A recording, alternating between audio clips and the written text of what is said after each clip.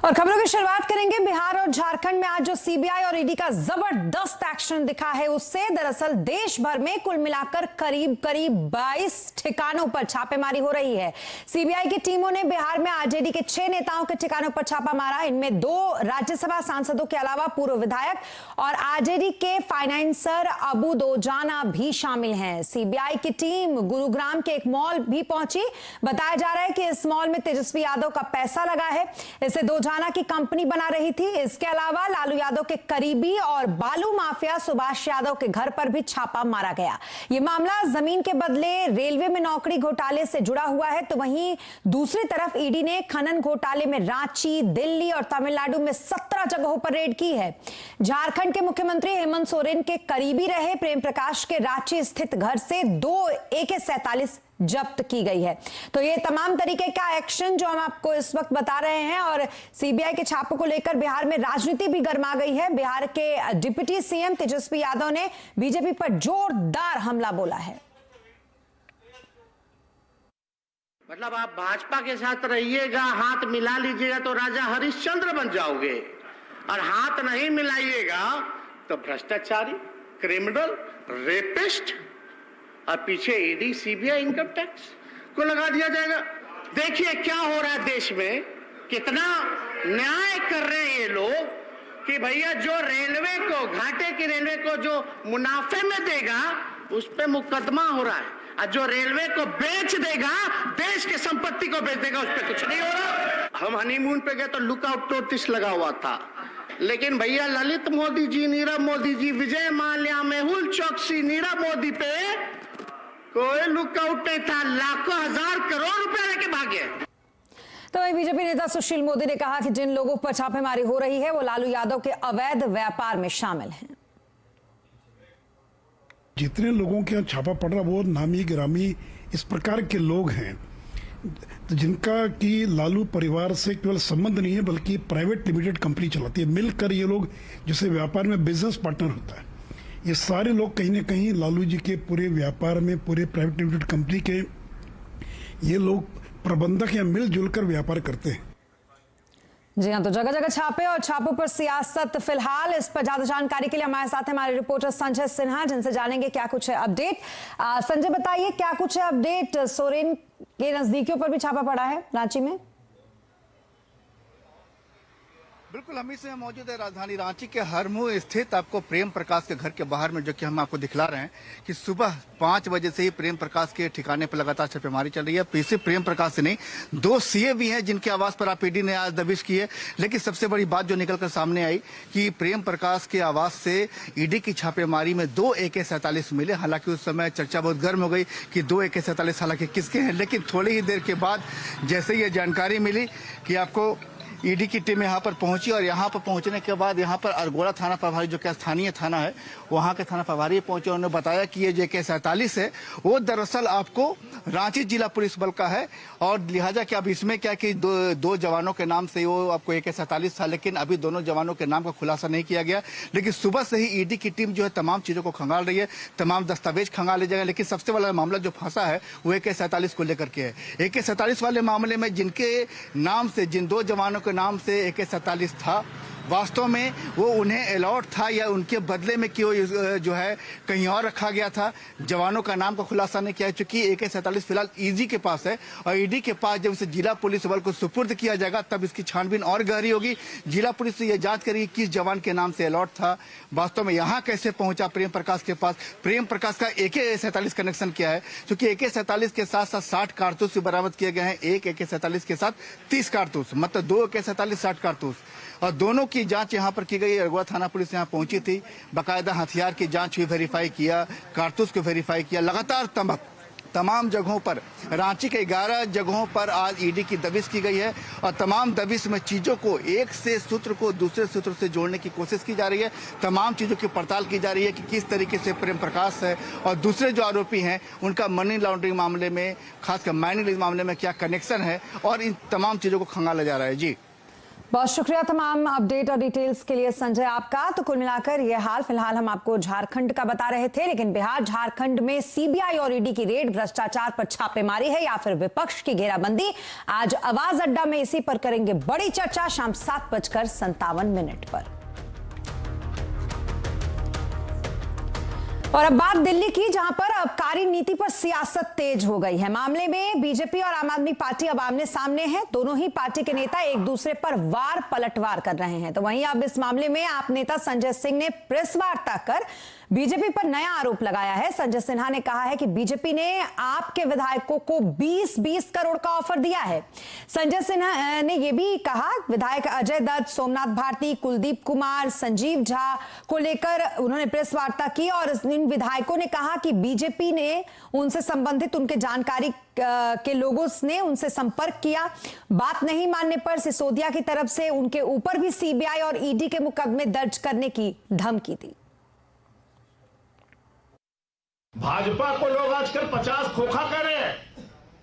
50 खोखा नाम हो गया भाजपाइयों का।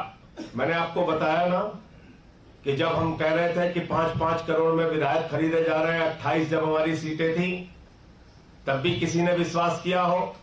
किसी एक बीजेपी के नेता ने आपके आगे आके स्वीकार किया हो कि हाँ ऐसा हमने प्रयास किया? सरकारों को गिराने का, तोड़ने का इनका एक रिकॉर्ड है, इतिहास है, जो एक एक करके आपके सामने रख दिया।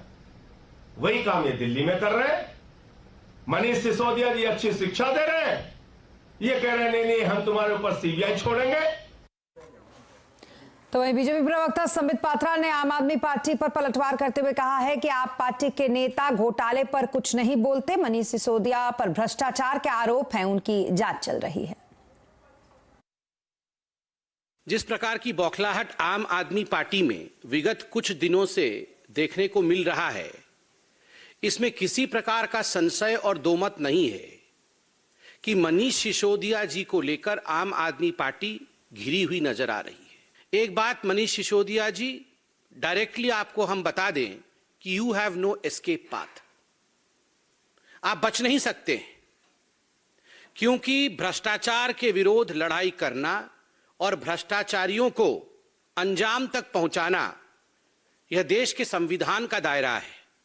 और आपने भ्रष्टाचार किया है, इसका सबूत मौजूद है, जांच हो रही है। और अब बात रेवड़ी कल्चर की, क्योंकि रेवड़ी कल्चर मामले पर सुप्रीम कोर्ट ने 3 जजों की बेंच बनाने का आदेश दिया है। कोर्ट ने आज कुछ तल्ख टिप्पणी भी की। कोर्ट ने कहा कि यह देखना और समझना जरूरी है कि रेवड़ी कल्चर से देश को कितना नुकसान हो रहा है। हमें एक सामंजस्य बनाकर आगे बढ़ना होगा। यही नहीं, सुप्रीम कोर्ट ने सरकार से पूछा कि आखिरकार कमेटी बनाने में क्या हर्ज है। इसके साथ ही सुप्रीम कोर्ट ने केंद्र से यह भी कहा कि क्यों ना आप इस विषय पर सर्वदलीय बैठक बुलाएं। यहां सुप्रीम कोर्ट ने ये साफ किया है कि सरकार के कार्यकारी क्षेत्र में अतिक्रमण वो नहीं करना चाहते। आपको ये बता दें कि सीजेआई 26 अगस्त को सेवानिवृत्त हो रहे हैं, जिसके बाद इस मामले की सुनवाई अब नई बेंच करेगी। दरअसल भारत में फ्री बीज को लेकर पिछले कुछ दिनों से घमासान मचा हुआ है, जहां एक तरफ केंद्र राज्यों से फ्री बीज पर लगाम लगाने की अपील कर रहा है, तो वहीं आप, डीएमके, वाईएसआर कांग्रेस जैसी कुछ पार्टियां इस मुद्दे को सुप्रीम कोर्ट में केंद्र को चुनौती दे रही हैं। और अब बात करेंगे त्योहारों पर दाल के बढ़े दामों की। दरअसल त्योहारों पर दाल के दाम ना बढ़े, इसके लिए सरकार जमाखोरों पर कार्रवाई करने की तैयारी कर रही है। पिछले दिनों सरकार ने दाल कारोबारियों को स्टॉक घोषित करने का आदेश दिया था, जिसके बाद कारोबारियों ने 62,000 टन का स्टॉक घोषित किया, जो सरकार के अनुमान से काफी कम है। अब सवाल उठता है कि आखिरकार दाल गई तो गई कहां। पूरी खबर समझते हैं असीम मनचंदा से। असीम, ऐसा लग रहा है कि दाल को लेकर बड़ा गड़बड़ झाला हुआ है। क्या डिटेल्स हैं आपके पास और किस तरह की कार्रवाई हो सकती है दाल पर अगर आगे होती है तो?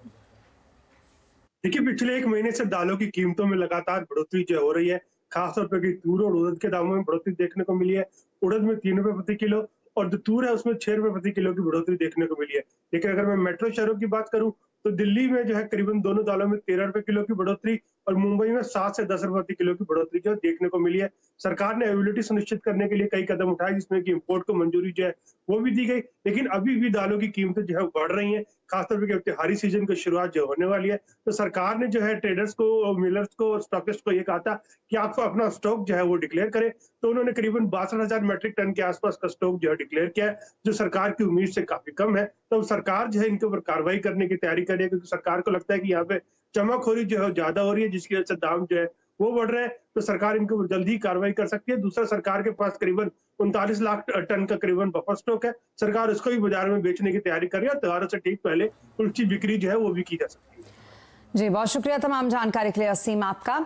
और अब बात मार्केट की। उतार चढ़ाव के बाद बाजार निचले स्तर से सुधरकर बंद हुआ। सेंसेक्स आज 54 पॉइंट चढ़कर 59,085 पर बंद हुआ, तो वही निफ्टी 27 पॉइंट चढ़कर 17,605 पर बंद हुआ। मिड कैप स्मॉल कैप शेयरों में खरीदारी रही। मार्केट का हाल समझते हैं यतिन से। यतिन, बताइए किन सेक्टरों में आज हमने देखा शेयरों में तेजी रही और कहां मंदी रही?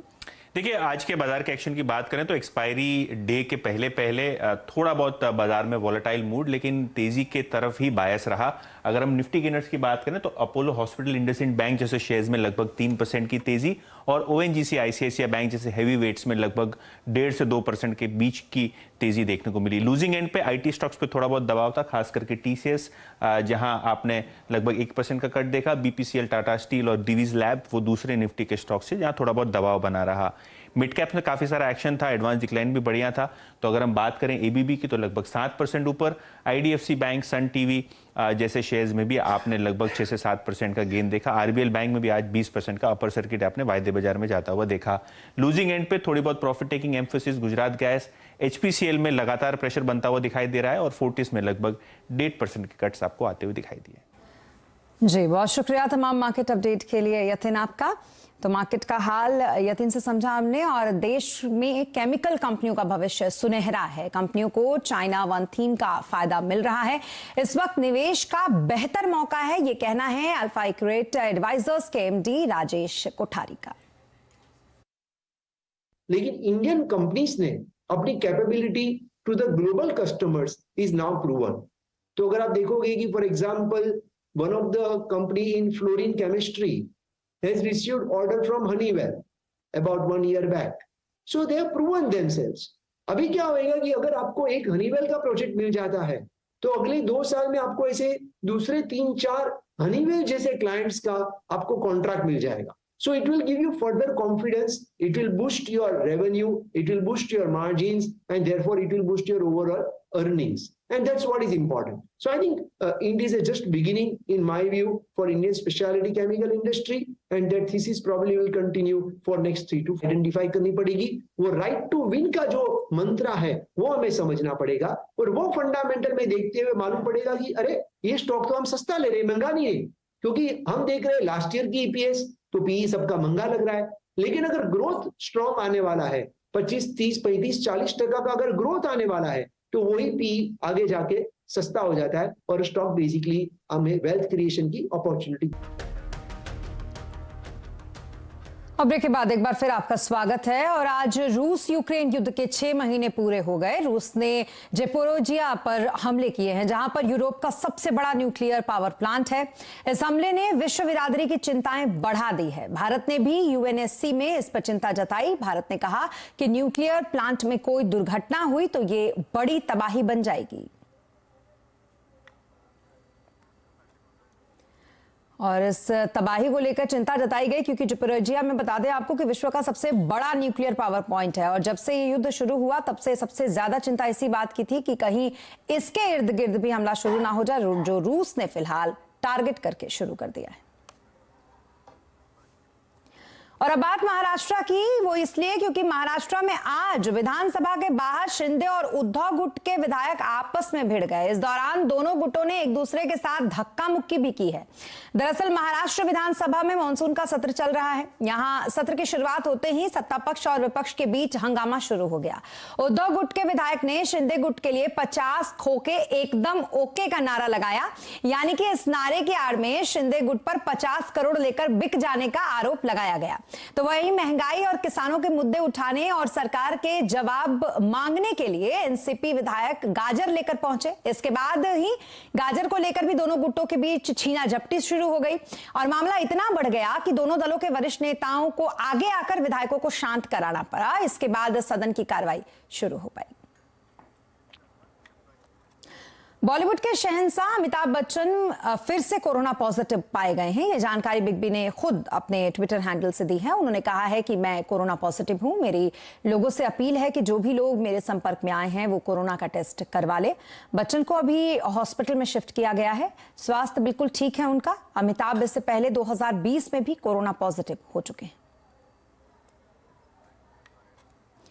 और आज प्रधानमंत्री नरेंद्र मोदी ने देश को 2 बड़े अस्पताल सौंपे। प्रधानमंत्री ने फरीदाबाद में देश के सबसे बड़े अस्पताल अमृता अस्पताल का उद्घाटन किया। 6000 करोड़ की लागत से बना 130 एकड़ में फैला यह अस्पताल एशिया का अब तक का सबसे बड़ा प्राइवेट हॉस्पिटल है। इसमें 500 आईसीयू समेत कुल 2600 बेड हैं। इस अस्पताल को माता अमृता आनंदमयी मठ ने बनवाया है। इसके अलावा आज पीएम मोहाली के मुल्लापुर में पहुंचे, जहां पर Bhabha cancer hospital and research centre का उद्घाटन किया। यह भी 300 बेड का एक विशाल कैंसर संस्थान है जिसे टाटा मेमोरियल ट्रस्ट ने बनवाया है। होमी भाभा कैंसर अस्पताल और रिसर्च सेंटर से पंजाब, हरियाणा के साथ ही हिमाचल प्रदेश के लोगों को भी लाभ होने वाला है। मैं आज इस धरती का एक और वजह से आभार व्यक्त करना चाहता हूं। पंजाब स्वतंत्रता सेनानियों, क्रांतिवीरों, राष्ट्रभक्ति से ओत-प्रोत परंपरा की ये पवित्र धरती है।